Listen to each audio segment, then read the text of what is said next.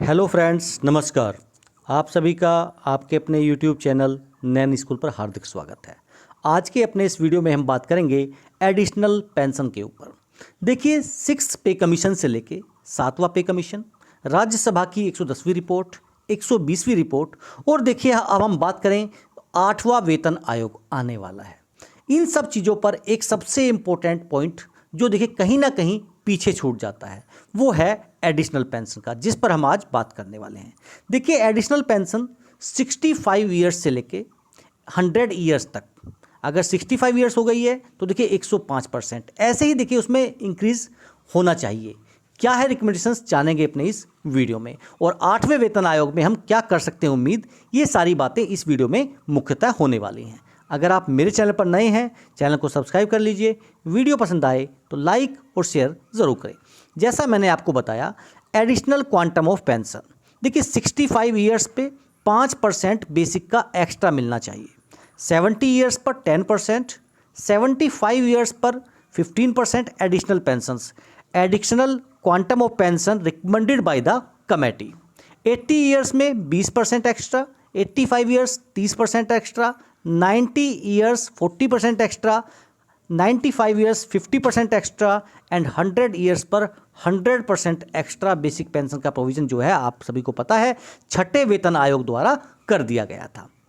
तो देखिए, अब 7वें वेतन आयोग की जो रिकमेंडेशंस थी सबसे पहले उस पर देखते हैं। 7वें वेतन आयोग ने देखिए कहा था कि देखिए टोटल 51.96 लाख पेंशनर्स हैं, उसमें 37% ऐसे हैं जो 60 साल से 70 साल की रेंज में हैं, 26% ऐसे हैं जो 70 साल से 80% की रेंज में हैं, और जो अदर ग्रुप हैं द बैलेंस 11% ऐसे हैं जो 80% प्लस, जो 80 प्लस एज की कैटेगरी में आते हैं। लेकिन देखिए, उन्होंने जो भी छठे वेतन आयोग की रिकमेंडेशंस थी उसमें कोई भी बदलाव नहीं किया, यानी 65 ईयर्स से बाद में जो पेंशन थी उस पर कोई भी बदलाव नहीं किया गया।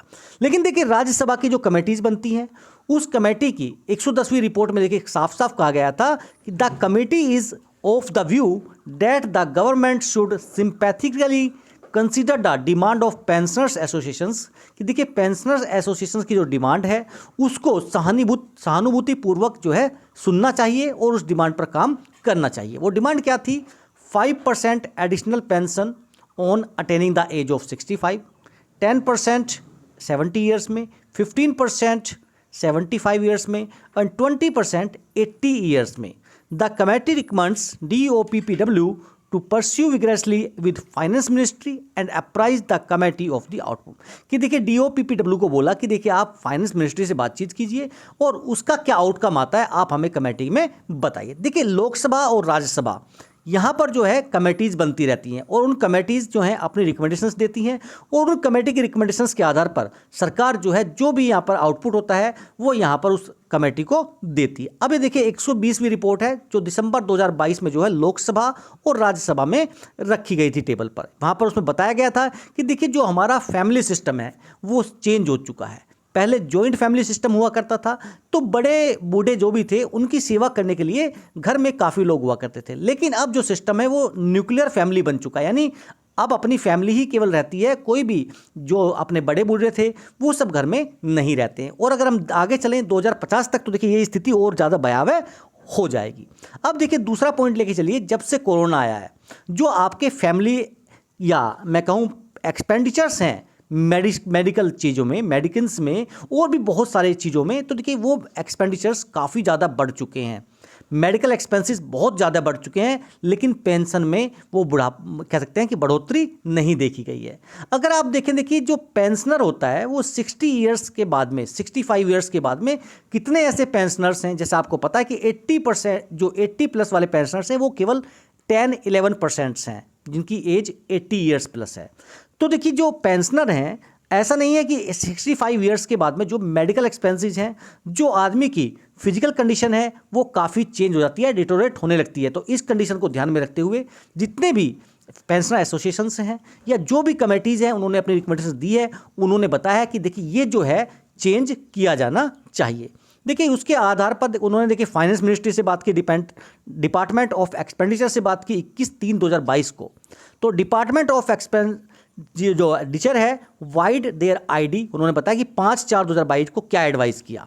DOPP has not stated as how to the additional pension implications would be met by the government। देखिए ये नहीं बताया गया कि ये जो है एडिशनल पेंशन है इसका गवर्नमेंट पर क्या इफेक्ट पड़ेगा। Hence it is advise to first seek the committee of budget division of department of economic affairs, कि आप देखिए डिपार्टमेंट ऑफ इकोनॉमिक अफेयर्स के पास जाइए। देखिए अब डिपार्टमेंट ऑफ इकोनॉमिक अफेयर्स के पास 2/5/2022 को क्या उन्होंने ऑब्जर्व किया, उन्होंने कहा देखिए गवर्नमेंट की जो पेंशन लाइबिलिटीज़ हैं ओल्ड पेंशन स्कीम के चलते, अगर हम बात देखें not only huge 2.07 lakh crore है देखिए बजट एस्टिमेट 2022-23 के आधार पर, but also increasing year by year, और ये हर साल जो है बढ़ती जा रही है। Further increase in these liabilities, तो देखिए उन्होंने बताया कि अगर इससे ज़्यादा और बढ़ेंगी तो देखिए सरकार पर बहुत ज़्यादा दबाव आ जाएगा और सरकार उस स्थिति में नहीं है कि इस दबाव को झेला जा सके। Government has taken a policy decision to implement NPS, तो इसीलिए देखिए सरकार ने NPS लेके आई है ताकि उस बोझ को जो सरकार पर प्रेशर बना हुआ है उसको थोड़ा सा कम किया जा सके। Further the current proposal if accepted is also likely to have a cascading effect on the state finance, जो राज्य की वित्तीय स्थिति है उस पर भी देखिए इसका बहुत ज़्यादा डेटोरेटिंग और कैस्काडिंग इफेक्ट हो सकता है।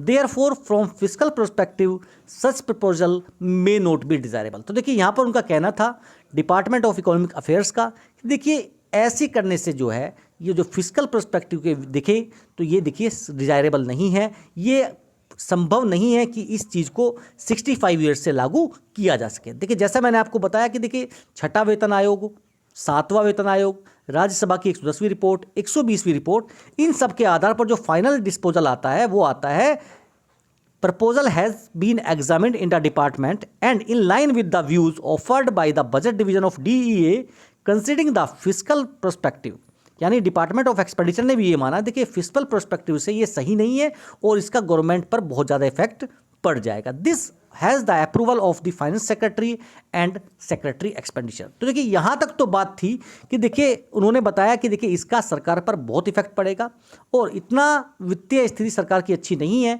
कि देखिए वो एडिशनल पेंशन 65 ईयर्स से शुरू कर सके। लेकिन देखिए यहाँ पर सबसे बड़ी बात सोचने की ये है कि 6ठे वेतन आयोग में जो लागू किया गया वो सरकार ने मान लिया गया 80 ईयर्स प्लस पे। 7वें वेतन आयोग ने देखिए अपना डाटा दिया लेकिन उसमें उन्होंने कोई बदलाव नहीं किया। अब देखिए यहाँ पर जो बात बनती है, जो भी पेंशनर्स एसोसिएशंस हैं वो सरकार को लेटर्स डाल रहे हैं, उसका मकसद क्या है, उसका क्या आउटपुट हो सकता है, क्या आउटकम हो सकता है, देखिए वो है 8वें वेतन आयोग के लिए। अगर देखिए इन चीज़ों को 8वें वेतन आयोग के सामने रखा जाएगा तो इस चीज़ का एक पॉजिटिव इम्पैक्ट हो सकता है, क्योंकि देखिए ये सब चीज़ें पता है कि देखिए जो एक्सपेंसेस हैं वो बढ़ जाते हैं 60-65 ईयर्स के बाद में, तो उन एक्सपेंडिचर्स को वहन करने के लिए ज़्यादा देखिए डिफरेंस नहीं है, 5% 10% एडिशनल पेंशन की बात की जा रही है, लेकिन उसका जो है यहाँ पर पेंशन के ऊपर बहुत अच्छा एक पॉजिटिव इम्पैक्ट देखने को मिल सकता है। तो इसका सबसे बड़ा प्रभाव जो होगा 8वें वेतन आयोग की जब रिकमेंडेशंस आएंगी उस रिकमेंडेशंस में आप उम्मीद कर सकते हैं कि इसके ऊपर कोई एक पॉजिटिव इम्पैक्ट दिखाया जा सके। देखिए क्या आपको लगता है कि सरकार एडिशनल पेंशन पर जल्दी कोई सर्कुलर ला सकती है? अगर आपका जवाब हाँ है तो कमेंट बॉक्स में करें, अगर जवाब नहीं है तो कमेंट बॉक्स में नो कर सकते हैं। ये थी आज की जानकारी, फिर मिलेंगे आपसे। जय हिंद, जय भारत।